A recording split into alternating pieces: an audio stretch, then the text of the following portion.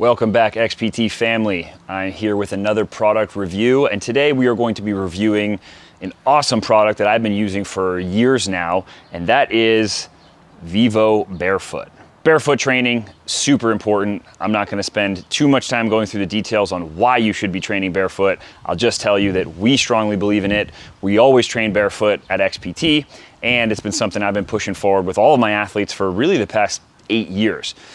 The challenge of barefoot training is it depends where you're training. If you go to a regular gym, it can be difficult to train barefoot because some gyms don't allow it, or it can be slightly dangerous. Maybe you bang your foot into some metal weights or into a bench. People are afraid people are gonna drop dumbbells, not that a shoe is really gonna protect you from dropping a dumbbell on your foot. But there's some places that you can't train barefoot, so it's great to have a shoe that allows you to train as close to barefoot as possible. Even for me here, I'm training at my own house, but when I work out outside, the ground can be really hot. So you need some surface, something that'll prevent my feet from getting burned, which has happened to me multiple times on my mats outside. Most barefoot shoes, at least when they first started, were uglier than a bowling shoe. And it was just difficult to convince yourself to be wearing those things around, particularly the ones with the fingers as the toes, that you're just not gonna wear those. So Vivo Barefoot has done a great job of providing a ton of different training shoes. These are actually I think this is the Primus Lite 2 or maybe 3. I wear these things every single time I train. These are my workout shoes.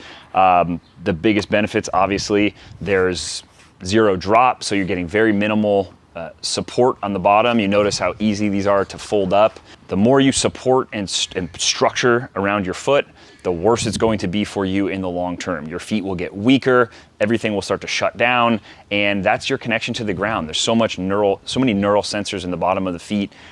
We need to be able to connect our feet to the ground as much as possible. So we want minimum stuff in between our foot and the ground and minimum support for my foot and ankle.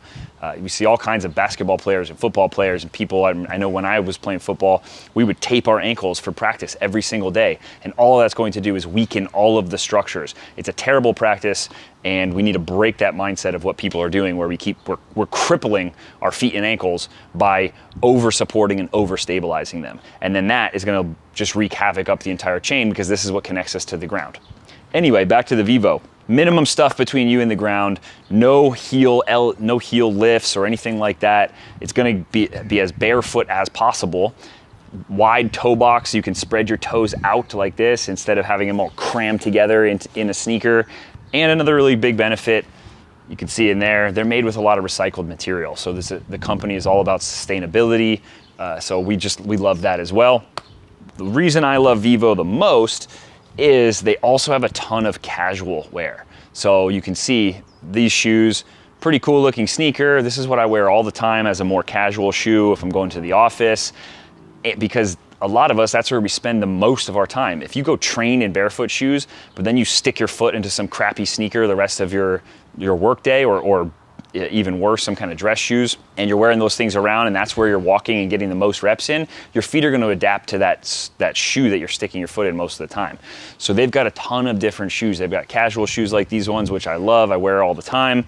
Hiking boots, which are also, I just started wearing these ones. These have a little more support on the bottom, so if you're walking over rocks and stuff, it's more of a trail sole, but it's still zero drop, minimum support, wide toe box, so you're getting the benefits of being more barefoot than you would be in a traditional hiking boot. I also have these other trail ones. This is very similar to the shoe, the first shoe I showed you, but this is the Primus Trail. And again, it's got a very similar bottom to that hiking boot. So these are actually, again, super flexible.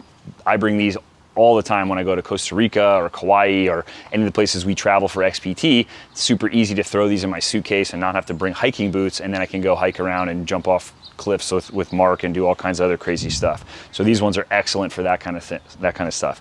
So as you can see, I've got a ton of pair of these Vivo shoes. I love them. They're really the only shoes I wear at this point. If I'm not barefoot, I'm usually wearing some sort of Vivo barefoot shoes. Full transparency, we're working on a partnership with Vivo. We can provide you guys with a discount code, which you'll find in our bio. But right now we don't have any any full partnerships or anything with them. I'm just a big believer in the shoes. I've loved them.